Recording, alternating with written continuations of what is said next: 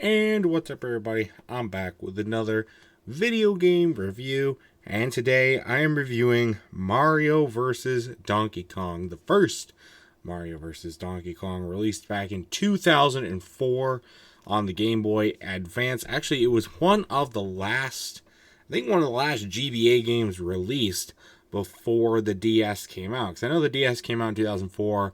I don't know exactly in 2004 when either this game or the DS came out.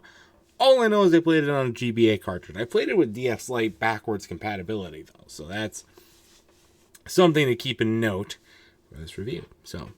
But thank you once again to Darkroom7 or Eli for letting me borrow this game and giving me the chance to play it. So I got a lot of thoughts on it. Let's jump right into it, shall we? Now here's something I didn't understand. Maybe you guys can help me understand from a perspective here. I know it was 2004, but the still images that they use in the cutscenes instead of just fully animated cutscenes, or even just images with text on it or something, it just looks weird. It just does. I know it's 2004 on a handheld, right?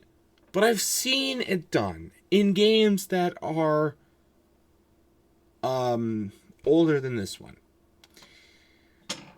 So I don't and the still images themselves, they're pretty well edited, I would say. They look good. But I don't know, it just felt weird to me. It didn't something I'd never seen before. And I played a lot of more the older games from the GBA or even the older DS games too, and I've seen it done. Why couldn't you do it here, Nintendo? Especially for a first-party game. But disregarding that, I mean, the gameplay overall, in my opinion, is really fun. I don't know. I've also played Miniland Mayhem on the DS. I don't know if that's going to come out before this one or not, review-wise. This game, though, I liked its gameplay a lot better than Miniland Mayhem. Because you play as Mario, and I love that you get to play as Mario. And it's not as heavy on working with the robots. I mean, there is obviously they're there, and you do stuff with them, obviously, but not as heavy of an emphasis on it. Most of the time you're actually playing as Mario and navigating through some cool design levels. And then in some levels near the end of each section, then you work on with the robots. So I think they have a nice, good balance. And it really helped me stay engaged with the game. Definitely. And, the levels are also a lot of fun to play. There were some puzzles that, got me thinking. Where do I go? What do I do? And, there's some ones where they forced in some challenge, and you got to throw in that part. But I thought otherwise it was fine. I didn't think it was super terrible. I thought they were fun to play overall, so that was fun. Something that I didn't like though was when you come to a dead stop when you hit anything. You could be midair and you have all the momentum in the world, and something just barely grazes you and you come to a dead stop, or just things the physics didn't work out like they maybe had intended. Maybe they intended it to be like this. I don't know what they were doing though. But just a lot of momentum shifts and changes, and also just having to be really super accurate with where you put the keys to unlock doors, or even just pick up items.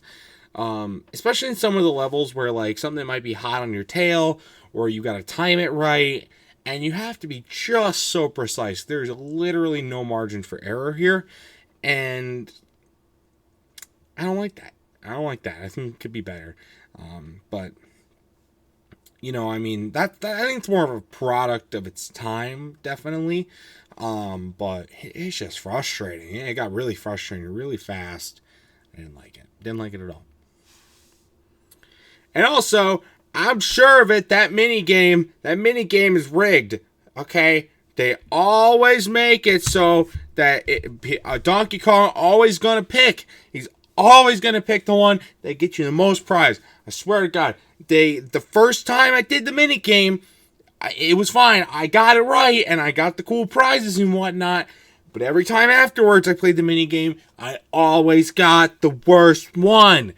Swear, Ken Palm somehow jumped back into 2004, jumped into this cartridge, and rigged the fucking game. I guarantee you.